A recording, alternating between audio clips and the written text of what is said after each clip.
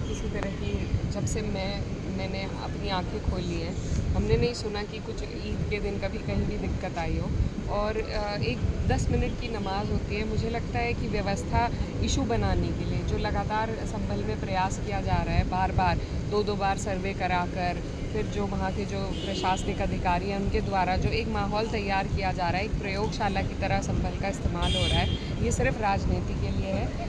उत्तर प्रदेश की जो सरकार है वो जिस हीन भावना से मुसलमानों के अगेंस्ट काम करती है, हम सब देख चुके हैं, और उसी को वो आगे बढ़ा रही है। तो मेरे नज़र में ये बहुत निंदनीय है, और एक संवैधानिक सरकार को इस तरीके से कार्य नहीं करना चाहिए। लेकिन इसके बावजूद मैं ये कहना चाहती हूँ कि ये डराने का जो प्रयास है ये काम नहीं आएगा। ईद हमेशा से हम लोग मनाते आए हैं और हमेशा मनाते आएंगे, ये हमारा अधिकार है। हमारे अभी बुज़ुर्गों का खून इस देश की मिट्टी में शामिल है, तो ना हमें कोई यहाँ से निकाल सकता है, ना हमें कोई रोक सकता है ईद मनाने से। ईद भी होगी, नमाज भी होगी, और जो लोग सरकार के कहने पर इस तरीके से काम कर रहे हैं, बात कर रहे हैं, भाषणबाजी कर रहे हैं अधिकारी, तो उनको अपना दिमाग ठीक कर लेना चाहिए। आपने भी देखा होगा कि सड़क पर अगर नमाज़ पढ़ा तो फिर पासपोर्ट का कैंसिलेशन भी हो सकता है, इस तरह का आदेश भी आया है। और इस पर जयंत चौधरी थोड़े नाराज़ भी हो गए और वो कह रहे हैं कि ये ऑरवेलियन है, ये सारी बातें। बिल्कुल सही बात उन्होंने कही है, और ऐसा कोई नियम नहीं है, ऐसा कोई कानून नहीं है। आप किसी का भी पासपोर्ट इस तरीके से इम्पाउंड नहीं कर सकते। क्या संविधान के हिसाब से चलेगा देश, या इन तानाशाहों के फरमानों के हिसाब से चलेगा? तो ऐसी कोई भी कार्रवाई गैर संवैधानिक है और नहीं हो सकती वो कानूनी रूप से। तो ईद भी मनेगी और इसी देश में मनेगी, और नमाज भी होगी। 10 मिनट की नमाज है। हमारे जो सड़कें हैं उन पर होली भी मनती है, उन पर कावड़ भी जाती है। मेरे क्षेत्र से कावड़ गुजरती है, मुसलमान लोग शिविर लगाते हैं, कावड़ियों को पानी पिलाते हैं। तो ये जो देश की खूबसूरती है इसी में है कि हम सब एक दूसरे के मज़हब का, एक दूसरे के त्योहारों का खुशी भी मनाते हैं और सम्मान भी करते हैं।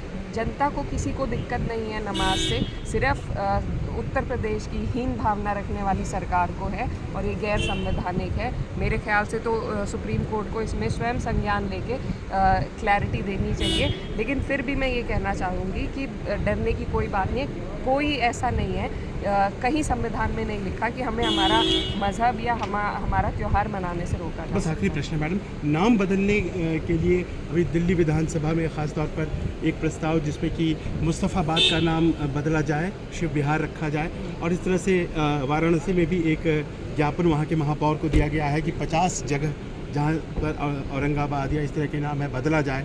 कई जगहों पर नाम बदलने का एक सिलसिला, एक मांग हो रही है। देश की संस्कृति के खिलाफ हैं वो नाम, जैसे औरंगाबाद वगैरह हैं। देखिए, देश की संस्कृति बहुत सारी चीज़ों से, जब देश अब हम पार्लियामेंट में खड़े हैं, ये जो बिल्डिंग बनी हुई है ये भी उसी ज़माने की है। लेकिन कुछ चीज़ें हम रिक्लेम करते हैं। जब हमारा देश इंडिपेंडेंट हुआ था, हमने इनको रिक्लेम करके अपनी आइडेंटिटी दी थी।